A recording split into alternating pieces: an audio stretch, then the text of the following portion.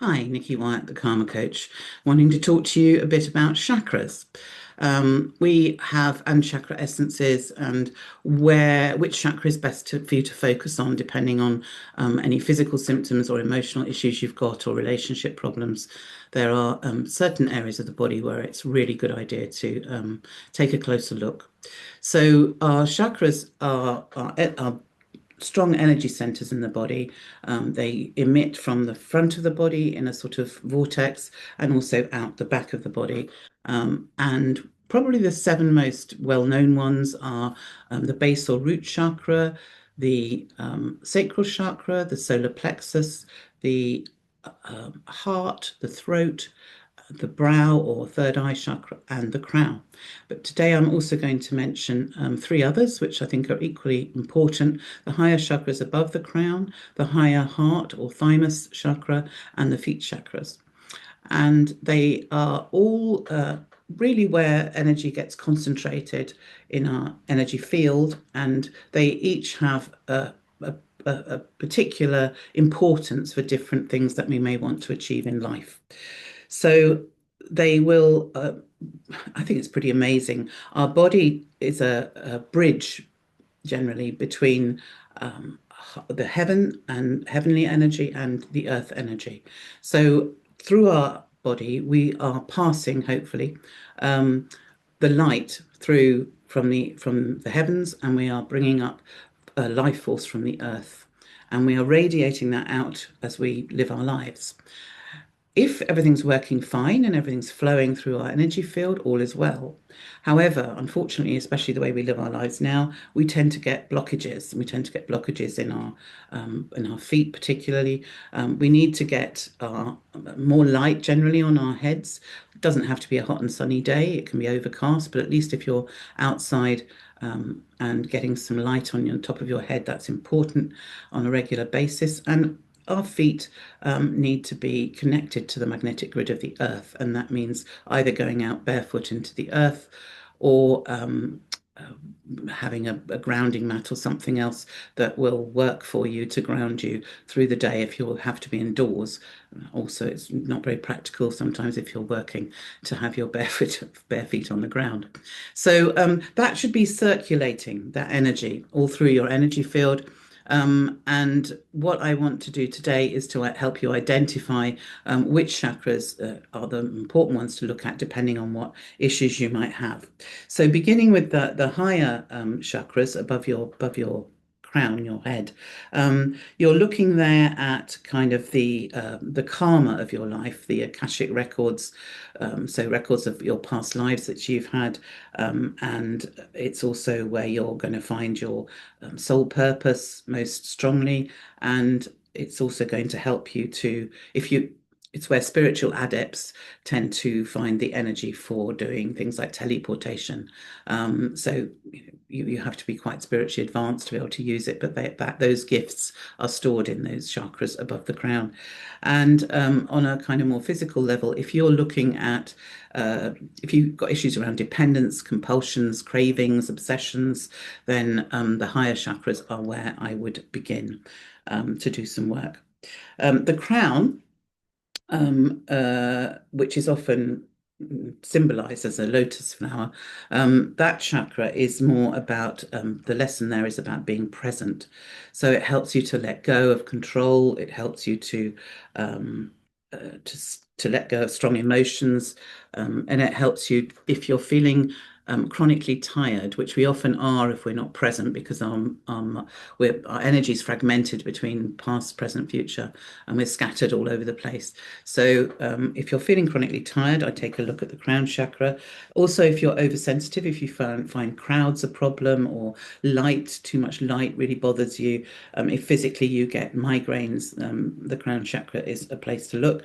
And on a kind of relationship level, we're looking at the father in our crown chakra. So our relationship with the father, or the father figure in our life when we were a child and also as an adult, what that is like will affect how you are. And if there are issues there, look at your crown chakra. And also, if you want to have a stronger connection with your higher self, that's also the chakra to look at. Moving down to your brow and or third eye chakra, that's all about vision. On a physical level, it's connected to your pineal and pituitary gland. So it's about both physical vision. So if you have very tired eyes, for example, it's a good one to take. But it's also about your inner vision, your ability to vision your life, your ability to see your purpose ahead of you in life. And it's very good for seeing life through the eyes of your higher self or your guardian angel, or however you like to see that. But seeing your life from a more emotionally detached point of view. So when things are going not the way you want, you're able to see the lessons and see why that's happening and course correct. Um, it sort of gives you a different perspective. It gives you more clarity. It gives you more look at it gets you it allows you to look at your life with more compassion and your own actions. And it's a good one to take also if you want to do some shamanic journeying or some journaling. Then take some third eye or brow chakra essence. Your throat is the next one. Moving down, it's a lot to say about the throat. The throat tends to be reflected or sort of have a mirror because it's at the hinge of the jaw, which is one of the big hinges of the body, which reflects the other great hinge of the body, which is the hips. So your throat and hips, or your jaw and hips, or from a chakra point of view, your throat and your sacral chakras will tend to have a strong connection with each other because the sacral is where we find our our unique self, if you like, and the throat is where we express that, or we don't express that, as it may be, and therefore, blockages tend to be reflected from one to the other in those two chakras. So the throat is looking at physically tends to affect the base of your neck, your teeth, your jaw, your throat itself, your thyroid, the shoulders, the ears. And uh, it tends to be reflected sort of behavioral wise or pattern wise. If you have poor boundaries, the throat is a place to look at.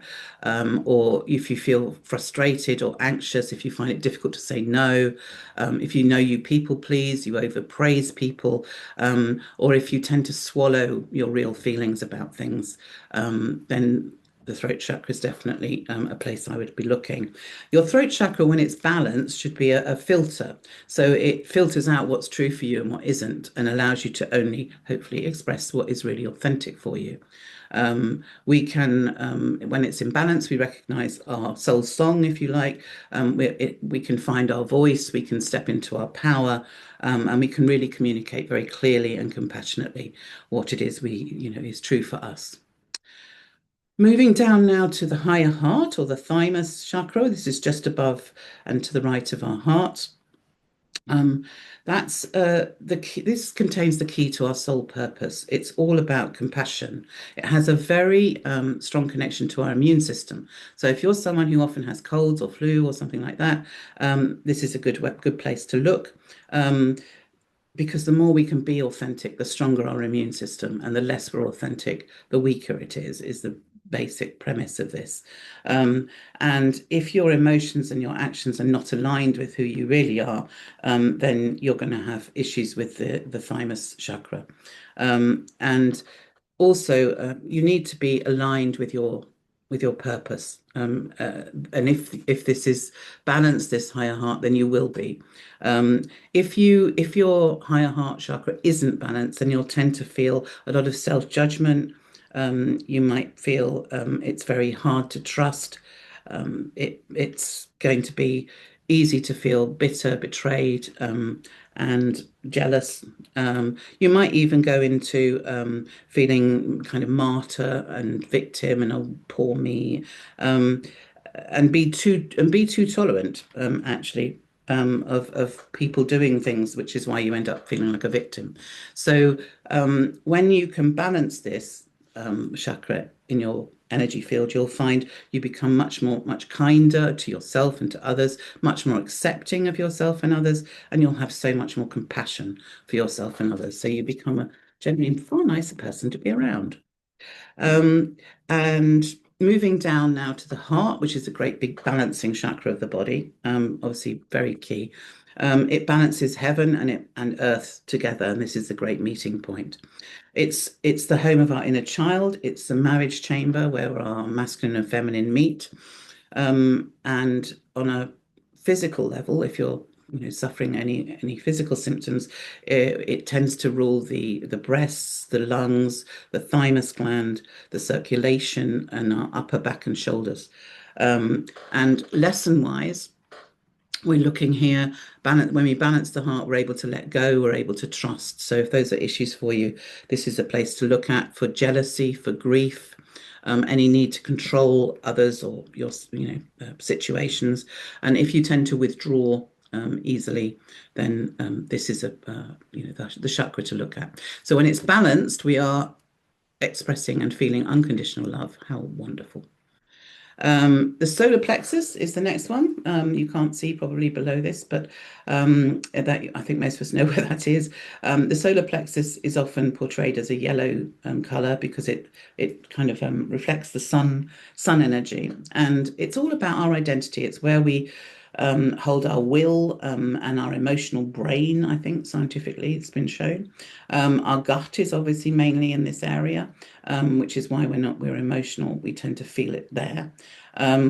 It's about who we are and how brightly we allow ourselves to shine in the world. So it's also where we tend to keep secrets, and therefore quite a lot of shame tends to build up in the solar plexus area. It's where we tend to also indulge in our power struggles. People who can, we either hook out to other people or they hook into us through our solar plexus. So it's often a good place to try and get rid of emotional cording, as we call it. And the more we can release and heal in our solar plexus, the brighter we can shine. And all that toxicity that we're releasing will tend to go upwards into our heart, where it gets balanced and transmuted. Moving down further, we're in our sacral chakra around our hips, pelvis, and lower back. This is where we have our organs to create life. So it's obviously a really powerful center. It's where we are also nurtured or not nurtured. So if you, for example, were conceived and grown, if you like, in a womb for 9 months where you felt safe and welcome, wonderful. A lot of us weren't, unfortunately. Perhaps we didn't feel safe or we didn't feel wanted. And that's really important and will impact your life going forward. So you may still feel that now, and for, I would suggest that you're looking at the sacral chakra if those are issues for you around nurture and an ability to nurture others, an ability to nurture yourself. There may be issues for you around expressing your personal power, expressing your creativity, your sexuality, and your unique self. When you have this chakra imbalance, you will find you're much more playful. You can have a lot more fun in life. Your creative blocks disappear. You feel sexually much more liberated and able to express yourself. When it's not, you'll tend to be in hyper independence. So you'll be someone who's going, I can cope, I can manage, and you won't accept help from other people. And that's, generally down to a sacral chakra issue. And also, if you struggle to relax, the sacral chakra is a good place to start rebalancing. We're now down to the base or root chakra. So that's where we tend to keep very intense emotions. It's much more tribal. The sacral chakra is all about one-to-one relationships. The base or root chakra is much more about your tribe, your culture that you grew up in, your family that you grew up in, all their values, all their patterns, which may or may not be helpful. There's a lot of intense emotion in that chakra, where you feel a lot of fear, anger, grief. It's a chakra where we can control how we're able to express our senses in the world. And if it's out of balance, we will tend to flip from one extreme to the other. So might be one day we can't be bothered and we're just feeling very lethargic, and the next day we might be really overactive and overachieving and work 10 hours just to make up for the day before. Or you might find that you feel a really high libido one day, and then the next day it's just all died. So if you're flipping a lot, if you're hoarding, is another reason to look at the base chakra, or if you're overeating is another issue around the base chakra, or if you find it hard to assert yourself, this is another one. And disassociating is a very common mechanism that we use to stay away from difficult things, and that tends to be helped by working with the base chakra. And in the same way we looked at the crown being associated with father, we tend to look at the base as being associated with our mother. So if you've got mother issues, then again, this is the place to look. How welcome were you? How nurtured did you feel when you were born and through life?